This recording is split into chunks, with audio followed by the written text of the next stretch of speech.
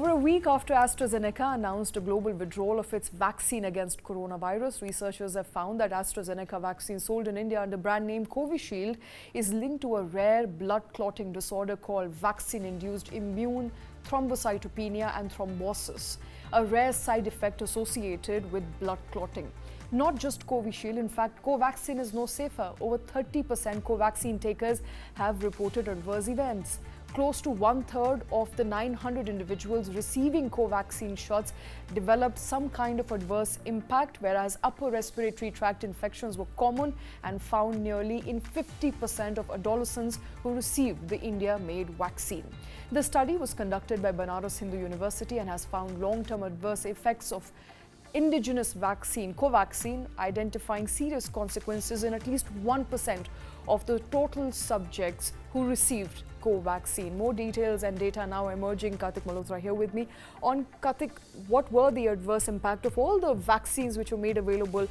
Days earlier, we heard of AstraZeneca causing that rare disease of blood clotting. There is more study now that proves that, in fact, this disease is real. It happens in 1 or at least 7 to 1 million cases. But Covaxin is where I think one needs to be more careful of what the data is coming out. I mean, I think officially some reports need to be released, and nobody better than ICMR actually to come out with these reports. And of course, the Ministry of Health needs to kick into action to really now at some point make a very, very clear guideline that until at least you're able to clearly establish a linkage between the COVID vaccines and a potential side effect of those, should you continue administering them, or should there at least right now be a full stop and withdraw these vaccines until the study is properly conducted?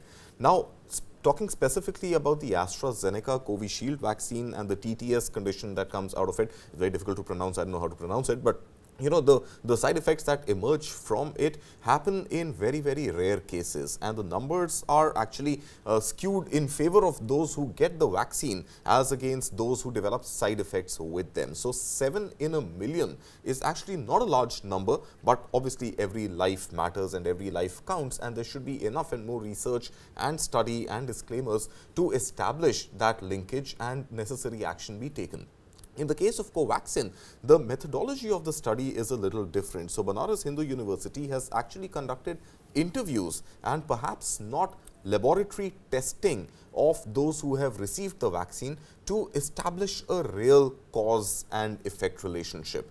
So, in the absence of a proper lab test, to take any decision would be a little premature, but I think one decision which the government can take... This is some sort of preliminary data though, which should lead into more research. Absolutely. Perhaps. So, I think one decision which may not or should not be delayed right now, especially given that the overall number of COVID cases, not just in India but in the world, have reduced significantly, perhaps put a pause to the vaccination drive right now. Don't administer the vaccines until obviously more research is undertaken and more solid results are able to establish a causal relationship with the reported side effects of the vaccines. At this point in time, and since we are a little far ahead of pandemic, most of the population, in fact 99% of the population is already vaccinated.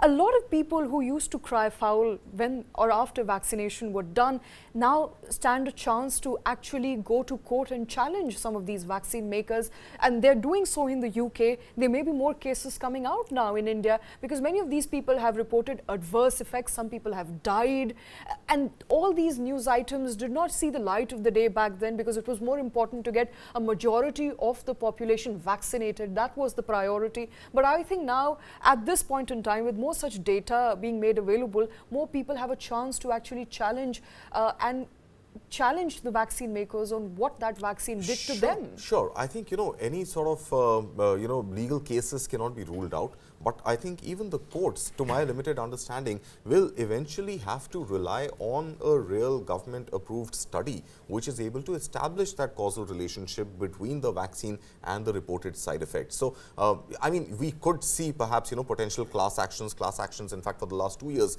have become legal in India, and we haven't really seen a medical class action per se just as yet, but you cannot rule that out specifically. But the point really is that, I think at the end of the day, when vaccines were introduced, to be fair to, to governments across the world and to be fair to the entire vaccination drive which India also undertook, I think it was more important to save lives in the moment. And that is when this expedited vaccine manufacturing exercise was undertaken. And there is data that suggests that a lot of lives have been saved thanks to the vaccine, and the studies which are now emerging of those rare instances in the case of AstraZeneca and a preliminary research, if not really a laboratory report, of a much higher number of potential cases in the case of Covaxin. I think both these require a much deeper examination and investigation, and a real report coming from governments across the world, especially in India, and then necessary action be taken as deemed fit. Absolutely. So more details, of course, needed on those two said vaccine. On AstraZeneca, there's been a court admission. We now know there's a study that says that blood clotting as a result of vaccination through Covishield is now real and imminent. A fresh report by Banaras Hindu University are also shedding some light on what Covishield and Covaxin rather does to about 30% of the population which has reported adverse impact. This is, remember, an interview-based study, not a lab-based study. So perhaps more details and studies needed there to ascertain the impact of these vaccine in the long and the short run.